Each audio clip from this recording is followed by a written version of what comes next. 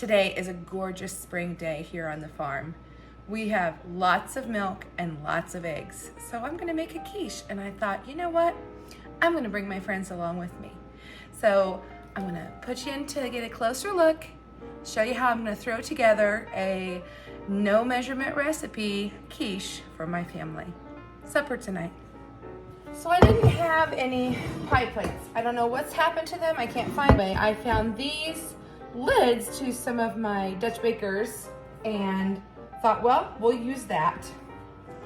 And I didn't feel like making a pie crust, and I thought I remember having an box of beat up phyllo dough in my freezer. And so I thawed it out this morning, and we're gonna use this to make our quiche today. I have never worked with phyllo dough before. I actually bought this on some clearance rack or something, thinking I wanted to give it a try and see what it was like. I was gonna make a dessert recipe and never did. I came across a recipe online that actually someone had made a quiche with phyllo dough, and it doesn't matter if it's broke up because they want you to crumble it anyway. So they said take eight pieces. I don't even know how many's in here. I'm gonna take about half is what I'm gonna do and hope for the best here. I'm gonna put half in each pan. And since it seems to already be broken down the middle, I'm just gonna go with it. And you're supposed to separate the pieces and just kind of scrunch them up.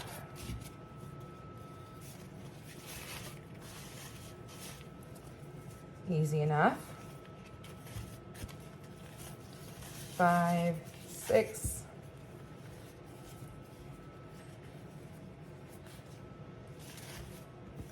Looks like I'm closer to 10 on this half. So let's see what the other half looks like. Looks like about the same. So that worked out. I think I might have 11 on this one. The thing is, you just want to have lots of layers so the eggs don't completely fall through. And this one's gonna go in the fridge for another project. So I've got about 3 tablespoons of butter here, and I'm just gonna kind of drizzle that on to my phyllo dough.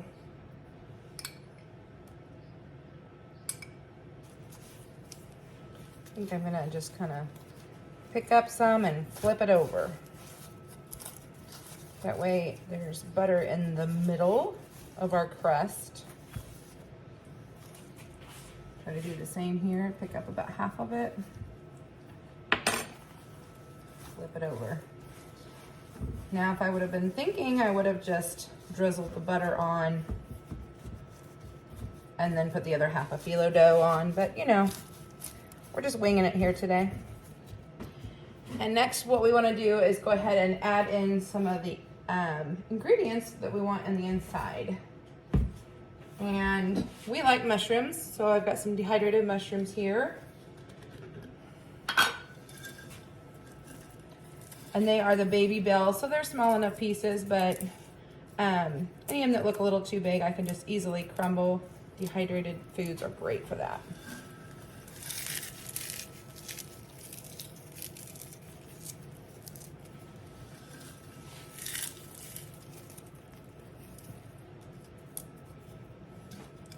No measurements, just whatever your heart tells you.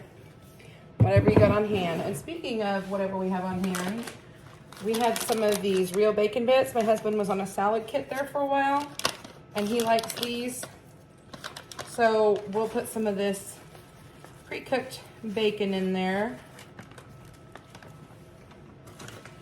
And I'm not really a fan of that. I like the turkey bacon.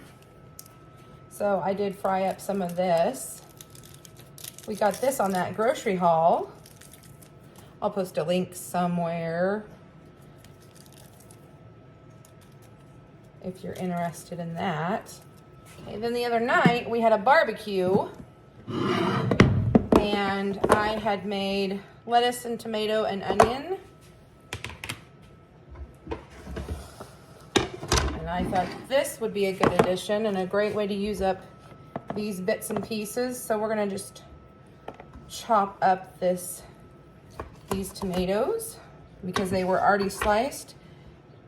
It was so easy to just turn it into diced tomato.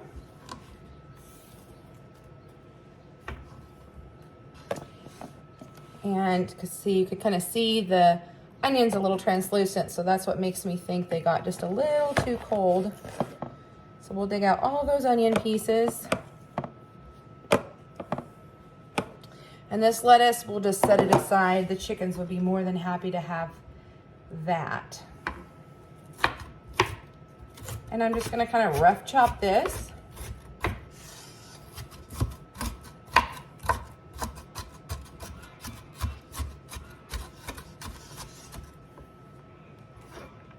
And we'll split this between the two pans.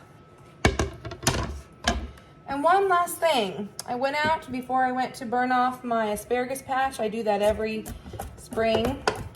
And I found a few pieces of asparagus. And typically I would go ahead and tell you to steam these first, but I gotta admit, I did this a couple of days ago. So they're kind of a little bit on the soft side, so I don't think they're gonna need pre-cooked. So I'm just gonna chop away as long as it's tender. And then when it gets a little wrinkly, we're gonna have to let that go. My husband only likes the tippy tips anyway, so.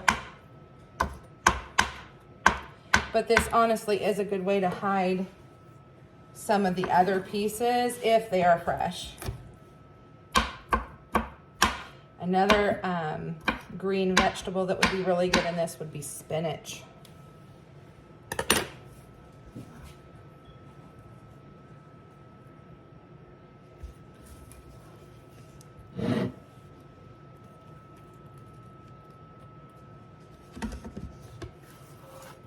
And then last year I got on a kick of making farmer's cheese, and this was in the freezer, so I got it out this morning before I went to do chores.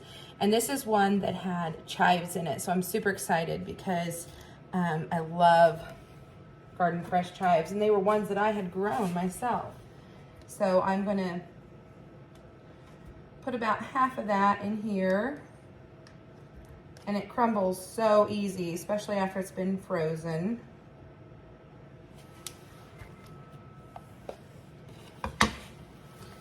So you can see it's almost like feta.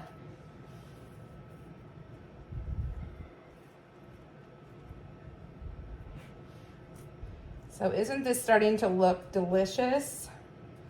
Oh, I'm so excited. Not done just yet. Star of the show, duck eggs.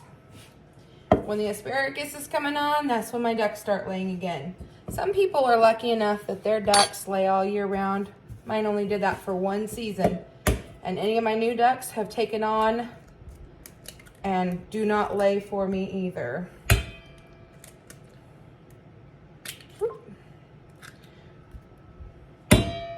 Duck eggs are excellent for baking. We enjoy them in the morning steamed or scrambled. Only thing I don't suggest is a hard-boiled egg. You have to be really careful. We do a soft-boiled egg, but if you cook the whites too long, then they get a little bit rubbery. I'll go wash my hands, I'll be right back. So we're gonna give that a slight whisk before adding in some milk. I'm probably gonna add a cup and a half. We'll start with that. I'm gonna add some garlic salt, which there is some garlic in with that cheese if I remember correctly. Some fresh pepper.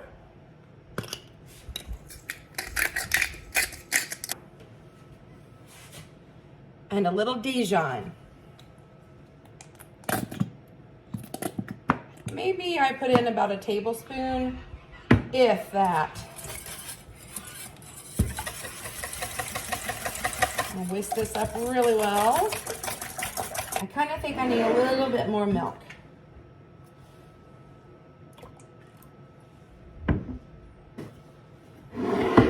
And now I'm carefully just gonna try to divide this up between the two pans.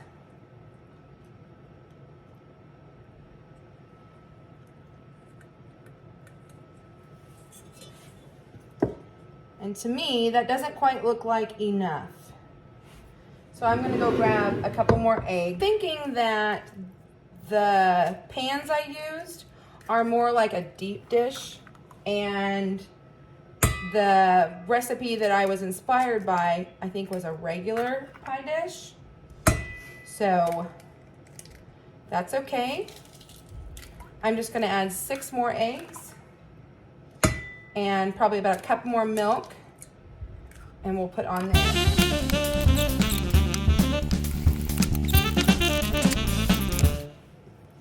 I'm just gonna kind of wiggle everything down into the eggs, push the cheese down a bit.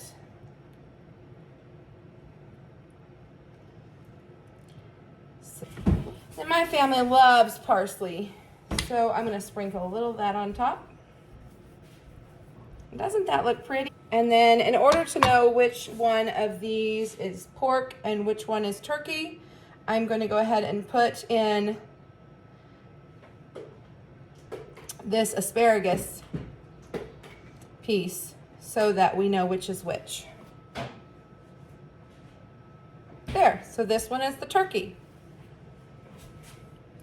We put it in the oven and bake at 350 degrees for 30 minutes, but you can also cover this and put it in the refrigerator until you're ready to bake. I was gone when it was time to pull these out of the oven, but Nikki was so good to do that for me. And this is what they look like. So here we are at the end of the day, and at this point my family is usually home and things get a little bit loud, but I was feeling a little extra and I wanted to make a hollandaise sauce. So what you need to do is separate your whites from your yolks, and I tried using this tool and it worked okay, but then I went back to just doing the old-fashioned way where you go back and forth between the two shells, and that worked great too. So whichever you prefer to do is totally fine. But we'll crack our eggs, and then we are going to get our butter ready. And it's real important that you go ahead and cut it into small pieces so that it'll be ready to go into the pan when it is that time. You'll also want to make sure that you get out a container and you pre-measure out your lemon juice so that it also is ready. There's something about when you go to prep this kind of thing that it's best to just have everything ready in little bowls, and that's why they call them prep bowls. So I had added, I believe, salt in there also. I'll try to find the link and add a recipe for you. Next, I went over to the stove and I made myself a double broiler because I couldn't find my pan. I don't know what was going on there. So I added my lemon juice, water, and salt to the egg yolks, and we're just going to whisk them up nicely until they become thick and cooked. You don't want chunky stuff, so make sure that you be sure to continuously stir at the stovetop. Don't leave it, you'll regret it. And then you'll slowly start adding in your pats of butter. And now it's time to serve this beauty up. So I'm just going to pull out a pie slice, and then we're going to put the hollandaise sauce over the top of it. Now if you want, you could run it through a sieve, but I wasn't worried about it. My family was getting hungry. It was getting late. I'm trying to film with one hand. It's not looking so good. But here's that beautiful hollandaise sauce. And you may wonder, why does hers look so yellow? Is it because of the lemon juice? No, it's because they're farm fresh eggs. And then I thought fruit would go along well with this. So we found some strawberries at the store, and they did go deliciously with it. And you can see that we enjoyed eating this night. So thank you so much for watching the video. I hope that you enjoyed it, and I hope you'll give this a try, or at least be inspired to do something similar. Have a great day, friends.